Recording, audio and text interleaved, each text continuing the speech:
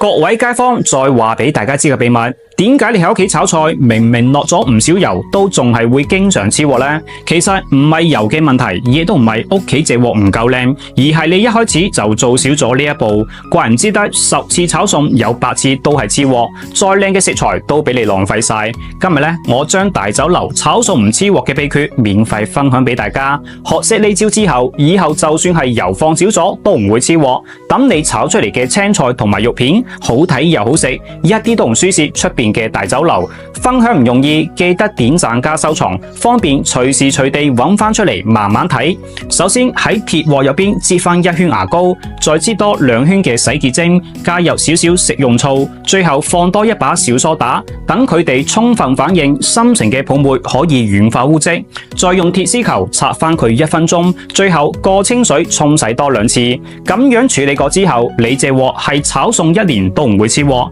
係咪好簡單呢？學識咗記得翻屋企試下啦。另外，今日仲有個秘密要話俾大家知嘅，以後我哋喺屋企炒牛肉，千祈唔好落鹽，唔好落生粉，更加唔好立亂落豉油同埋蠔油。仲有就係唔好戇居居咁切完牛肉馬上倒落鑊大火去炒，咁樣係再靚嘅牛肉都俾你嘥鬼晒。喺廚房望前望後半個鐘，炒出嚟嘅牛肉又老又柴又黐牙，食飯10分鐘，牙痛足足1個鐘，真係損失慘重啊！咁炒牛肉係好多街坊朋友嘅心頭好，無論係自己攞嚟送飯食，定係攞嚟招呼客人，都係一道拿手菜。咁喺屋企炒牛肉，點樣先至可以做到鮮嫩入味、肉質飽滿，一家大細都爭住嚟食呢？我夠膽話10個街坊入邊有9個半係連第一步開始就搞錯咗。今日呢，跟住我嚟學識呢個方法，等你炒出嚟嘅牛肉爽滑可口、鮮嫩多汁，比天上嘅龍肉仲要好食。喺呢度，我將呢個簡單又好味嘅炒牛肉秘訣免費分享俾大家，廚房小白都可以輕鬆上手。埋嚟睇睇我係點樣整嘅。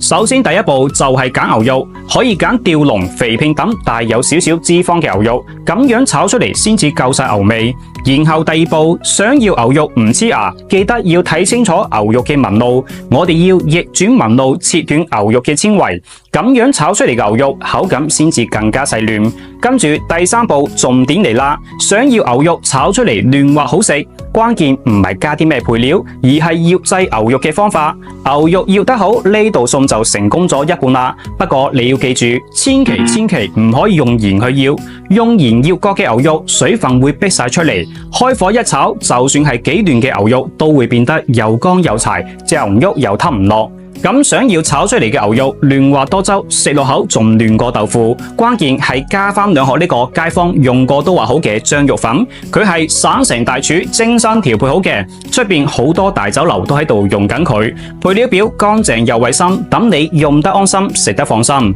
然後用手揸勻佢，揸到稍微起膠嘅狀態，最後加多1殼靚嘅花生油，鎖住營養同埋水分，醃製佢10分鐘就可以落鑊去炒啦。咁樣處理過嘅牛肉，無論係攞嚟炒薑蔥，定係攞嚟炒芥藍，又或者係水煮牛肉，都係非常嫩口，就算用筷子夾住都會濺落去，入口更加爽滑彈牙，肉汁喺條脷上邊爆開，等你越食越過癮。平時大家仲可以用佢嚟醃豬肉、醃魚片等等，都係一樣咁方便。如果你都想試下呢個醬肉粉，出去買又驚搞錯嘅，可以睇睇視頻左下角已經幫大家準備好晒，趁住廠家仲有活動，嗱臨帶翻屋企整嚟試下啦。